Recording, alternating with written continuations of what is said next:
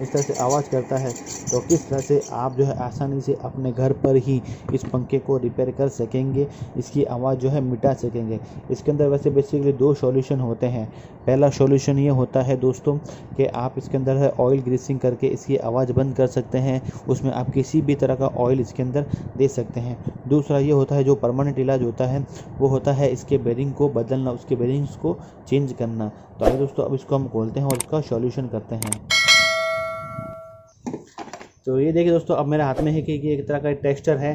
तो इससे हम इसकी जो है सबसे पहले इसकी वायरिंग खोलेंगे। ठीक है दोस्तों, वायरिंग खोलते समय आपको खास तौर से ध्यान रखना है दोस्तों, जब भी आप इसकी वायरिंग खोलो तो इसमें पहले आप चेक कर लें कि इसके अंदर है कौन सा वायर है, कहाँ पर जुड़ा हुआ है, जिससे आपको बाद में जोड़ने में परेशानी नहीं आए। अगर आप इसको याद नहीं रखते तो आप इसका सबसे पहले एक फ़ोटो खींच लें मोबाइल में, जिससे आप इसको आसानी से खोल सकें और आपको इसको बाद में कोई दिक्कत नहीं आए। अब मैं इसको आपको स्टेप बाय स्टेप सब इसकी वायरिंग खोलता हूँ।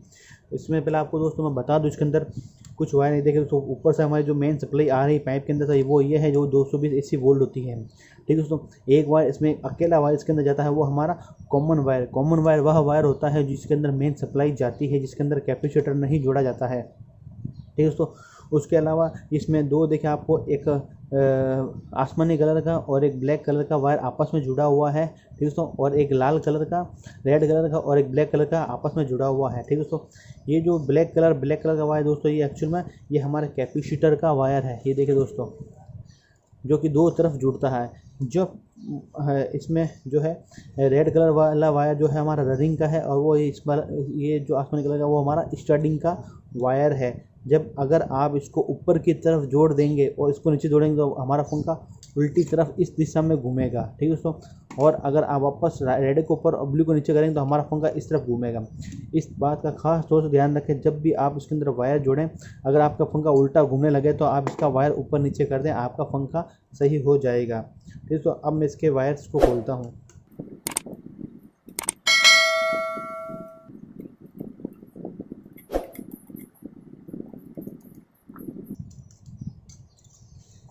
ठीक है, तो हमने इसके वायर खोल लिए हैं और इसका हम कैपेसिटर भी हटा दे रहे हैं।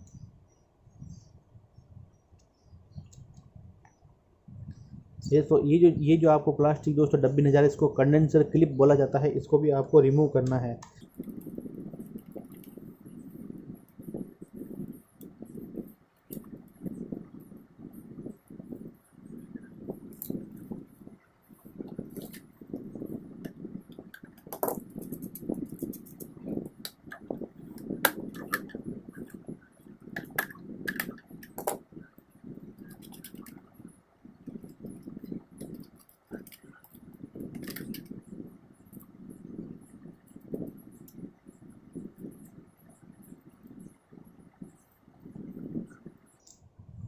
अब आपको सिंपल ये हमारा पाइप जो है इजीली बाहर आ जाएगा। अब इसको रखते हैं साइड में। तो ये देखिए दोस्तों, अभी हमने इस ऊपर वाला पाइप खोल दिया है और हमने ये कंडेंसर भी खोल दिया है। ठीक है दोस्तों, और हमने नट बोल्ट भी इसके खोल दिए हैं। अब हमारे सामने ये जो चीज़ हमारे सामने आ चुकी है। ठीक है दोस्तों, इसका ये मेन पार्ट होता है। देखो वैसे आपको दोस्तों आवाज़ आ रही है, बेरिंग चू चू आवाज़ कर रहा है। अब इसकी जो है हम तीनों बोल्ट, ये 1 बोल्ट, 2 और ये तीनों बोल्ट खोलते हैं और इसको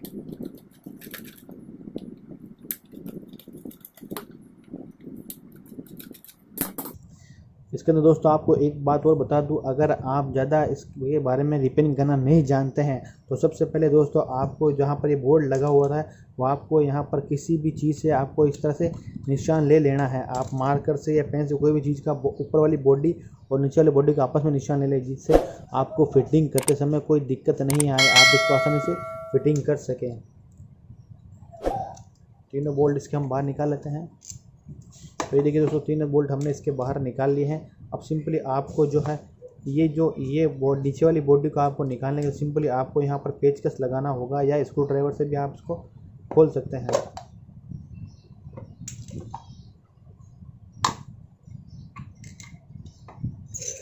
ये देखिए दोस्तों, ऊपर वाला बेरिंग इसका आवाज़ कर रहा है। इसमें कुछ बातें आपको बताता चलो दोस्तों। ये जो आपको दोस्तों आपको वाइंडिंग्स नज़र आ रही है। ठीक है दोस्तों, ये जो वाइंडिंग है इसको स्टेटर कहते हैं। ठीक है दोस्तों, इसका स्टेटर होता है, ये चीज़ स्ट्रेट रहती है और इसकी ये वाइंडिंग्स है। ठीक है दोस्तों, इसके अंदर एक ये स्प्रिंग लगी हुई है। ठीक है दोस्तों, ये देखिए इस तरह की एक स्प्रिंग लगी हुई भी होती है। और ये ऊपर वाला कवर है टॉप कवर जिसको बोलते हैं, ठीक दोस्तों। और इसके अंदर आपको दोस्तों बता दूं, ये जो है ये रनिंग पार्ट होता है दोस्तों। ये इसकी एक रिंग है जो कि एल्युमिनियम और लोहे की बनी हुई होती है, जिसमें इस तरह के जो है खांचे बने हुए होते हैं जो कि फ्लक्स को काटने का काम करते हैं। ये ऊपर लोहा होता है और एल्युमिनियम की इसके अंदर वाइंडिंग की जाती है। और इसके नीचे वाली बॉडी होती है जिसके अंदर भी एक बेरिंग लगा हुआ है, जो कि आपको दोस्तों काफ़ी डस्ट वगैरह लग रही है। सारी डस्ट जो है एक्चुअल में इसमें लोहे की जो है बेरिंग कट जाता है, जो उसकी जो एम्बरी होती है, जो बुरादा होता है, वो सारा घिस के अंदर नीचे आ जाता है। और जो इसके अंदर जो ये रोटर जो होता है दोस्तों, ये जो रोटर वाला पार्ट होता है जब चलता है तो ये भी अंदर से हल्का हल्का कभी कभी घिसता है, तो जिसका बुरादा जो है इसके अंदर गिरा हुआ है, ठीक दोस्तों। अब भाई दोस्तों अब हम नीचे वाला बेरिंग को एक बार उसको घुमा कर देखते हैं। नीचे वाले बेरिंग में आवाज़ नहीं है, ये देखो नीचे वाले बेरिंग में कुछ भी आवाज़ नहीं, नीचे वाला बेरिंग हमारा एकदम सही है, ठीक है दोस्तों। अब ऊपर वाले बेरिंग में जो है आवाज़ है, ये देखिए दोस्तों ऊपर वाले बेरिंग में आवाज़ है।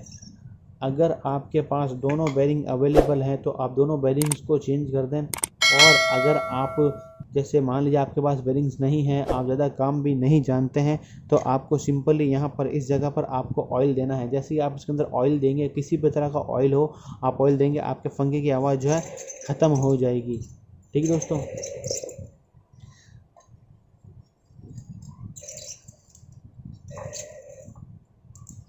और आपको दोस्तों ख़ास तौर से बता दूं, अगर आप इसको जब भी आप इसको बाहर निकालें तो आप ये वाइंडिंग्स का ख़ास तौर से ध्यान रखें कि आपके जो पेपर, देखिए दोस्तों आपको ये छोटे छोटे पेपर नज़र आ रहे होंगे, ये पेपर टूटने नहीं चाहिए। अगर पेपर टूट गए तो आपके मोटर में करंट आने का चांस बना रहता है।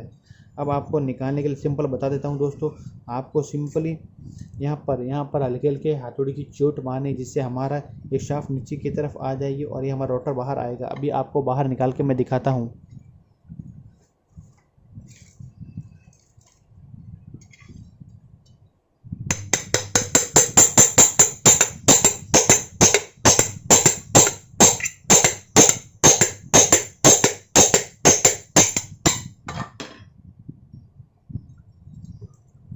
अब आपको जो ये वायर से ऊपर की तरफ निकालना है, अगर हम वायर पहले निकाल लेते तो हथौड़ी की चोट लगने से हमारा वायर कटने का चांस रहता।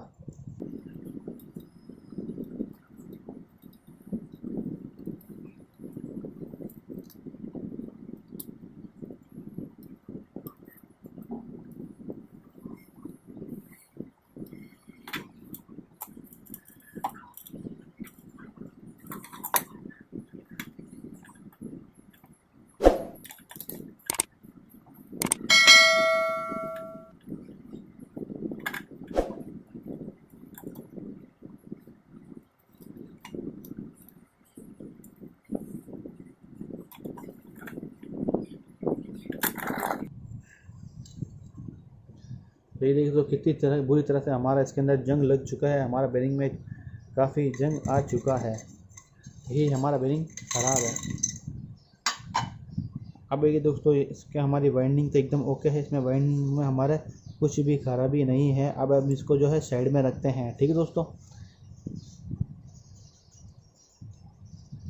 अगर आपका बेरिंग आपके पास नहीं है तो आप इसके अंदर ऑयल देकर भी चला सकते हैं। ऑयल कैसे देना है दोस्तों बता दूं, आप यहाँ तो चाहे तो यहाँ से ऊपर से भी ऑयल दे सकते हैं जहाँ शाफ्ट लगी हुई थी।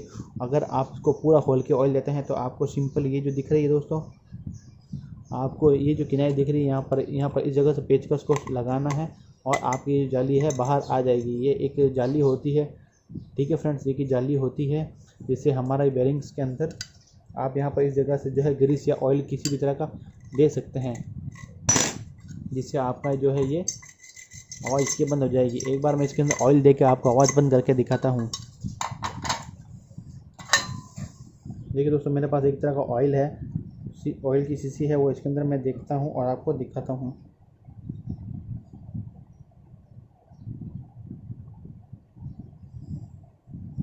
ये तो मैंने इसके अंदर थोड़ा बहुत ऑयल दिया है, ठीक है दोस्तों।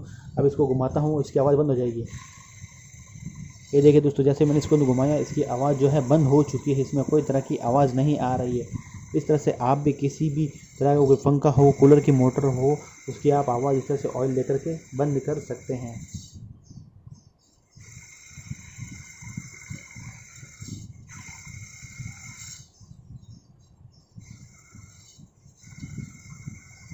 आई होप दोस्तों आपको चीज़ समझ में आई हो किस तरह से हमने इसको बेरिंग को जो है एकदम अच्छे तरीके से जो है ऑयल वगैरह देके इसका आवाज़ बंद कर दी है। हमारा बेरिंग भी अच्छे तरीके से घूमने लगा है। अब आइए दोस्तों हम इसको वापस जो है पूरा एकदम क्लीन करके फिर इसको जो है वापस फिटिंग करते हैं।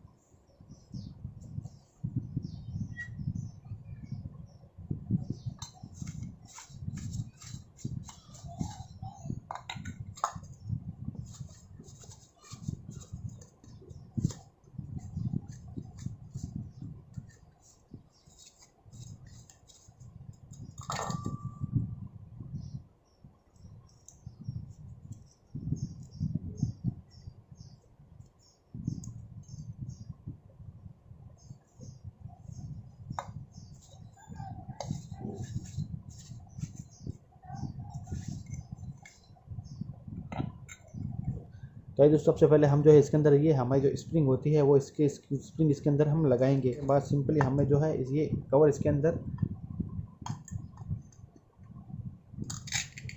ये हमें इसके अंदर रखना है और आपको हथौड़ी की चोट इसके ऊपर और आपके ऊपर हल्की हल्की यहाँ पर रोड पर हल्की हल्की हथौड़ी की चोट मारनी है।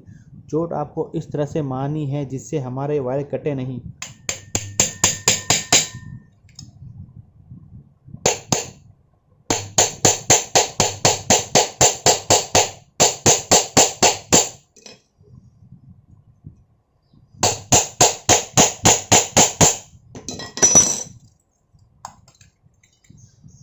अब आपको रिंग रख के देखना है दोस्तों हमारा पंखा फिटिंग हुआ है या नहीं हुआ है।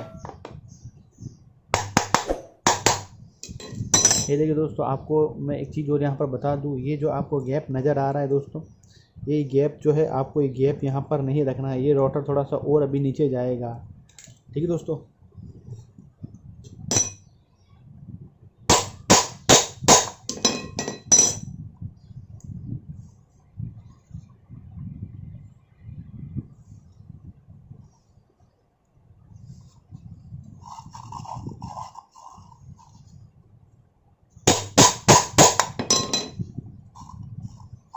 जब तक हमारा फ्री एकदम अच्छे से मूवमेंट से नहीं घूमे, आपको ख़ास तौर से ध्यान रखना है, आपको फिटिंग नहीं करना है दोस्तों। ये हमारा गैप जो है बराबर फिटिंग हो चुका है। अब हमें ये जो कवर वापस ऊपर वाला लगा देना है।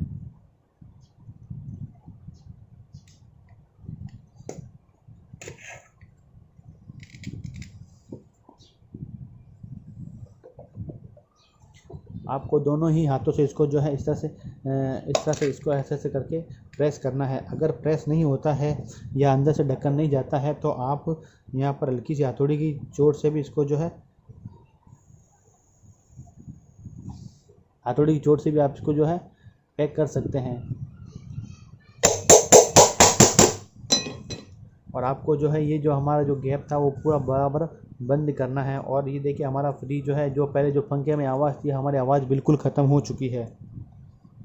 अब हमें इसके सारा बोल्ट जो है कस देना है।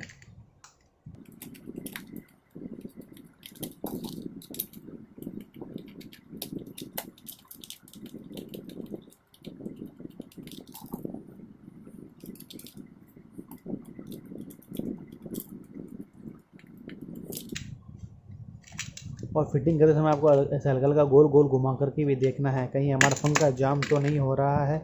इस बात का आपको ख़ास तौर से ध्यान रखना है। तो ये देखिए दोस्तों, पहले जो हमारा पंखा जो है आवाज़ कर रहा था वो बिल्कुल इसकी आवाज़ ख़त्म हो चुकी है। आप भी आसानी से इस पंखे को रिपेयर कर सकते हैं।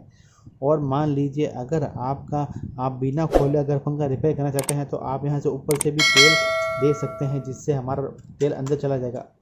लेकिन इसके अंदर एक बात और है दोस्तों कि अगर आपका नीचे वाला बेरिंग ख़राब हो तो नीचे तक ऑयल नहीं पहुँचेगा। इस बात का आपको ध्यान रखना है। अब हम इसके जो है वायर्स वापस निकाल लेते हैं।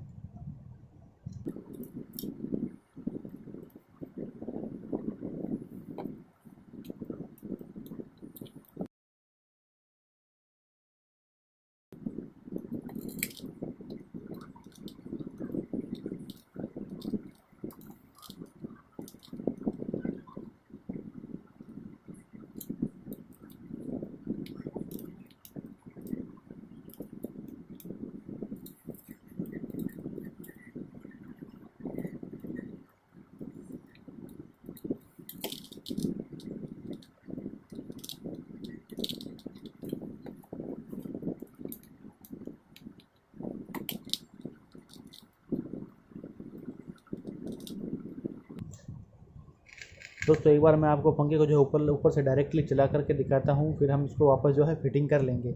मैंने आपको जैसे बताया हमारा पीला वायर जो हमारा कॉमन वायर है, ठीक दोस्तों। और ये जो हमारा रनिंग वायर है, एक कैपेसिटर का वायर इसके अंदर लगेगा और एक हमारा स्टार्टिंग वायर है, एक कैपेसिटर हमारा इसके अंदर लगेगा। और इसके अंदर मैं 220 AC सप्लाई देता हूँ और इसको चलाता हूँ। तो ये देखिए, तो अभी मैं मशीन को है चलाता हूँ। तो ये देखिए हमारा पंखा जो है घूमने लगा है, हमारी मशीन हमारी मोटर जो है एकदम ओके हो चुकी है, इसमें कोई प्रॉब्लम नहीं है। आप भी इस तरह से आसानी कोई भी मशीन या मोटर हो, पंखा हो, आप इसको रिपेयर कर सकते हैं। आई होप दोस्तों आपको चीज़ समझ में आई होगी। तो लास्ट तक बने रहने के लिए बहुत बहुत धन्यवाद दोस्तों।